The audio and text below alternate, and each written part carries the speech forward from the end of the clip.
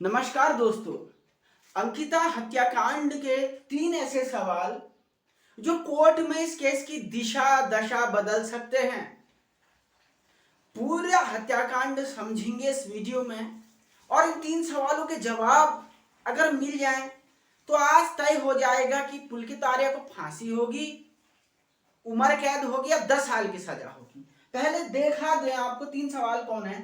अंकिता को वो कौन से राज पता थे, विस्तार से भी मैं डिस्कस करूंगा। अंकिता को कौन से राज पता थे जो अगर खुल जाते तो पुलकित ने वैसे भी जानना ही था, तो उसने अंकिता का मर्डर कर दिया। दूसरा सवाल, क्या हत्या सुनियोजित थी, यानी अंकिता को जानबूझ के उस जगह पे ले जाया गया उसकी हत्या करने के लिए, प्री प्लान्ड मर्डर था।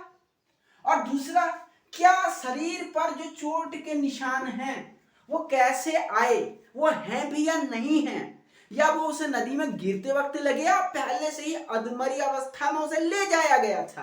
तो ये तमाम सवालों के जवाब इस वीडियो में देखेंगे। तो दोस्तों, सबसे पहले कहानी शुरू होती है।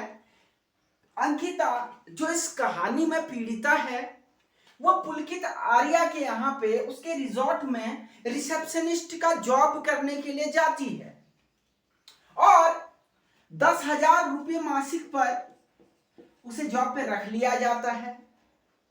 पुलकित द्वारा अंकिता से कई बार कहा जाता है कि तुम वैश्यावृत्ति कर लो, ज्यादा पैसा कमा लोगी, अपने घर की गरीबी तुम मिटा पाओगी।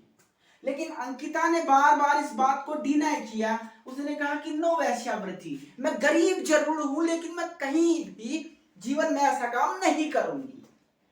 और अंकिता ने इस बात को लोगों को बताने को कहा और इसी को लेकर के झगड़ा हुआ और उस झगड़े में पुलकित ने अंकिता की हत्या कर दी। अभी तक की जो कहानी है वो यही है, लेकिन क्या वास्तव में कहानी यही है?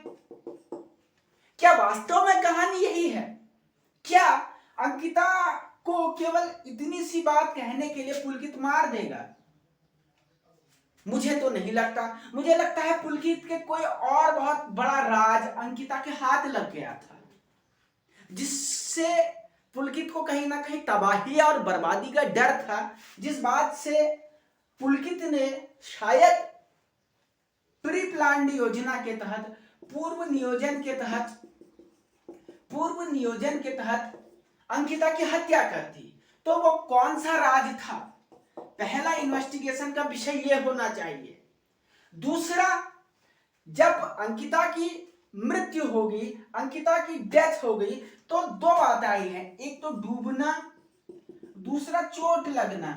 क्या अंकिता को रिसोर्ट से ही अधमरी हालत में लेके जाया गया था? प्रश्न नंबर 1। और अगर ऐसा है तो रिजॉर्ट तो भैया टूट गया, अब सबूत कहां से आएंगे? प्रश्न नंबर 2, ये बात हमें यहां पर बिल्कुल समझनी होगी कि अगर पहले से उसे रिजॉर्ट से अधमरी अवस्था में लेके जाया गया या रिजॉर्ट में ही लगभग वो अधमृत अवस्था में आ गई थी और सोचा गया कि चलो उसका किस्सा ही खत्म कर दें, तो उसे ले जाया गया चीला डैम। तो रिजॉर्ट में जो एविडेंस थे, क्या पुलिस के पास ऐसे कोई सबूत हैं कि रिजॉर्ट में अंकिता के साथ मारपीट की गई थी?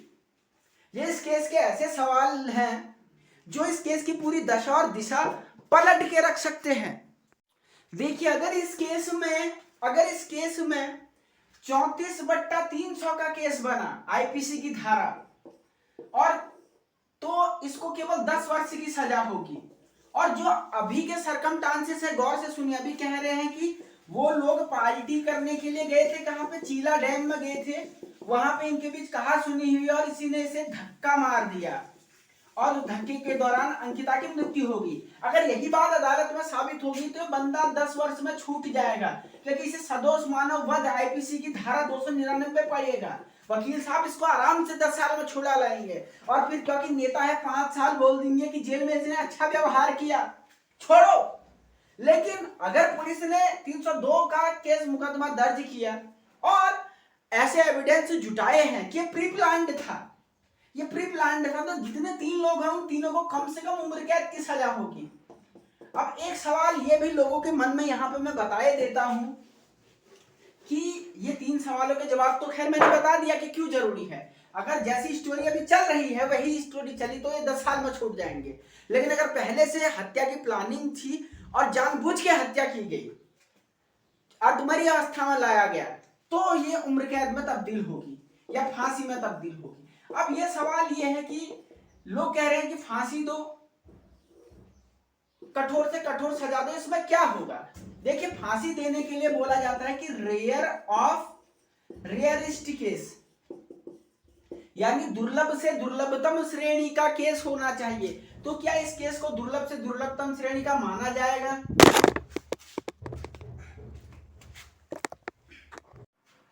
तो क्या इस केस को दुर्लभ से दुर्लभतम श्रेणी का माना जाएगा? इसमें 90% जो इतिहास बताता है, मैं कुछ नहीं कह रहा हूं, जो देश में फांसी का इतिहास बताता है 90% मामलों में उम्र कैद हुई है, बाकी मैं नहीं जानता।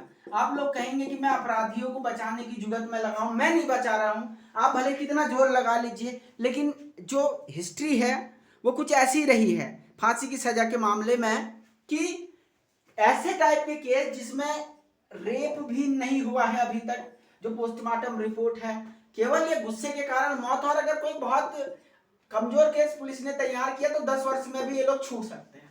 तो ये 3 सवालों का जवाब मिलना अभी इस केस में बहुत ज्यादा जरूरी है, और मैंने अपनी ओर से आपको पूरे इसमें विधिक बारीकियां बता दी। तो आई होप सो कि आप लोगों के इस केस के सारे कंफ्यूजन क्लियर हो गए होंगे, और राष्ट्र नीति आपके लिए और अंकिता के लिए जंग लड़ने के लिए तैयार है। तो इस चैनल को ज्वाइन करें और ज्ञानवर्धक फैक्टों के लिए राष्ट्र नीति को ये वीडियोस को लाइक करें, दोस्तों के साथ शेयर करें, ताकि भ्रांतियां दूर हो और सत्य सबके पास पहुंचे। बहुत शुक्रिया, धन्यवाद, नमस्कार। देखते रहें राष्ट्र नीति इंडिया।